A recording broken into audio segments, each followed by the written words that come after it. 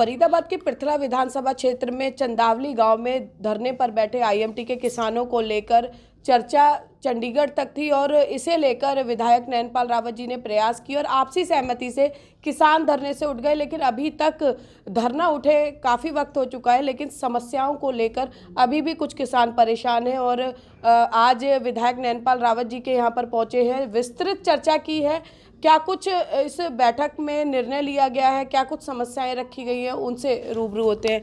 विधायक जी, बहुत समय हो गया है धरना उठे और ये एक ऐसी चीज़ थी जो हर कोई थक चुका था, क्योंकि किसानों के हित में सोचने के लिए कोई तैयार नहीं था। सिर्फ एक मकसद था कि किसानों को साम दाम दंड भेद से उठा दिया जाए धरने को लेकर। लेकिन एक उम्मीद की किरण आप बने हैं, तो ऐसे में अभी भी किसान जो है थोड़े असंतुष्ट नज़र आ रहे हैं, तो क्या कुछ चर्चाएँ की गई हैं? देखिए, काफ़ी टाइम पहले हमारे 5 गांव, जिसमें सोतई, चंदावली, मछगर, नवादा, मुजेड़ी, इन 5 गांवों की ज़मीन HSIDC ने जो ना अधिग्रहण की थी, और वो उस समय जो पैसा भी इनको मुआवजा मिला ज़मीन का, वो बहुत कम था। उसे लेकर के और कई सारी और बातें थीं, जैसे प्लॉट इनको मिलने थे, और चीज़ें मिलनी थी, कोई अनाउंसमेंट का मुद्दे हैं, मकानों के मुद्दे हैं शिफ्ट करने के, तो बहुत सारी चीज़ें थी जिनको लेकर के इन्होंने कई साल धरना दिया। और मैं समझता हूं कि जब हमारी सरकारें नहीं थी, माननीय मनोहर लाल जी की पहली भी सरकार नहीं थी, तब से भी, क्योंकि वो कांग्रेस के राज्य में इनका जो ना अधिग्रहण ये हुआ था, और मैं समझता हूँ कि वो मुआवजा बहुत कम था। फिर भी इन्होंने चलो ज़मीन दे दी, और बहुत सारी चीज़ें इनकी अभी पेंडिंग हैं। कुछ चीज़ें माननीय मुख्यमंत्री मनोहर लाल जी ने अपने सेवा में आने के बाद इनकी चीज़ें निपटाई हैं। और मैं समझता हूं कि मुझे इनका एक एक मुद्दा मुँह जबानी याद है, जिन जिन चीज़ों पर की इनको ज़रूरत है, और उनको माननीय मुख्यमंत्री महोदय के माध्यम से, अधिकारियों के माध्यम से मैंने उसको निपटवाने का काम किया, सुलटवाने का काम किया है। और मैं समझता हूं कि कुछ चीज़ें और इनकी ज़रूरी हैं, वो भी अभी पिछले दफ़े माननीय मुख्यमंत्री जी ने आदेश करके अधिकारियों को मेरे साथ बिठाया, अजय गौड़ जी हमारे साथ थे, तो उन मुद्दों पर चर्चा हुई है। मैं समझता हूं कि जल्दी ही, क्योंकि 1 साल पहले इनका धरना मैंने आश्वासन के बाद माननीय मुख्यमंत्री महोदय के कहने के बावजूद इनका धरना खत्म कराया था, और कई चीज़ें इनकी निपटी हैं, उनमें से सुलटी हैं, बाकी चीज़ें पेंडिंग हैं, उनको भी निपटाने का, ख़त्म करने का बहुत जल्दी प्रयास करेंगे, ताकि इन 5 गाँवों को किसानों को रियायत मिल सके, रिलीफ मिल सके। सर, हम देख रहे हैं कि पिछले कई लंबे समय से आप किसानों के विभिन्न मुद्दों पर काम कर रहे हैं। पीछे तमाम अधिकारी बुलाए थे ताकि जो मकान बीच में आ रहे हैं उनको सेव किया जा सके। तो अधिकारियों की कार्यशैली को लेकर आप कितना संतुष्ट हैं? आपको लग रहा है, क्योंकि जनप्रतिनिधि हैं, सरकार और किसानों के बीच कड़ी का काम कर रहे हैं, कि कहीं अफसरशाही ऐसा तो नहीं है कि सरकार की मंशा हो लेकिन अफसरशाही कहीं ना कहीं इस काम को लंबित करने का काम कर रही है? देखिए, यथा राजा तथा प्रजा, माननीय मुख्यमंत्री मनोहर लाल जी की जो कमांड है अधिकारियों कर्मचारियों पर पूरी है, और जितने भी कहीं कोई गलत कर्मचारी मिलता है, अधिकारी मिलता है, तो उसको निश्चित तौर पर सजा का प्रावधान है, उसको हटाया जाता है या उसके लिए और कुछ सस्पेंशन की जाती है, बहुत सारी चीज़ें हैं। इन मकानों के मुद्दे पर ये बहुत पहले जब ये सर्वे हुआ था, जब ये सड़कें बनाई जानी थी, तो उसी दौरान जब ये नक्शा बना, उसी दौरान मकानों को बचाने का प्रयास किया जा सकता था, लेकिन उस समय ऐसा नहीं हुआ। तो मैं समझता हूँ कि ये जो लापरवाही हुई है, एक जगह जहाँ 50 मकान बने हुए हैं, झुग्गियों को तो हम हटा करके उनको मकान दे देते हैं, सरकारी ज़मीन पे जो आके बस जाते हैं उनको मकान दे देते हैं। ये लोग तो जो अपनी पुश्तैनी ज़मीन है, किसी की 2 बीघा, किसी का 1 एकड़ है, किसी का 2 एकड़ है, वो अपनी ज़मीन भी उनकी चली गई, उनके मकान भी अगर वहाँ से हटा, तो ये एक बहुत बड़ी विडंबना है।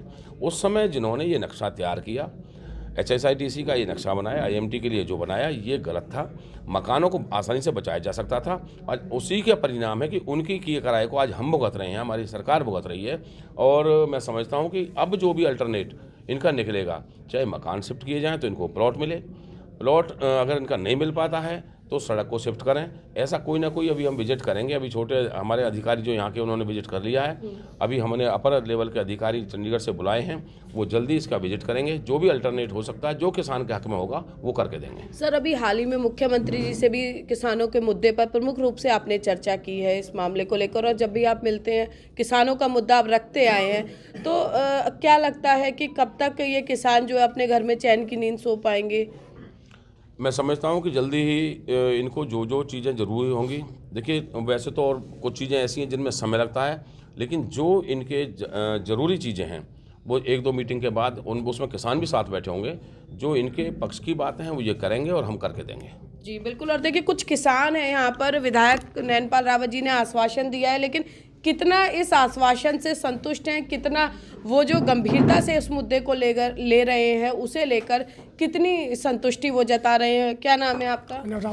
जी। आज विधायक जी ने जो है एक बड़ी बात बोली यहाँ पर कि मेरे लिए लोग किसान पहले हैं, मैं सत्ता प्रिय नहीं हूँ, आमतौर पर जनप्रतिनिधि नहीं बोलते। तो लगा कि ये कोई राजनीतिक शगुफा है या जो मन से कहा उन्होंने ये बात?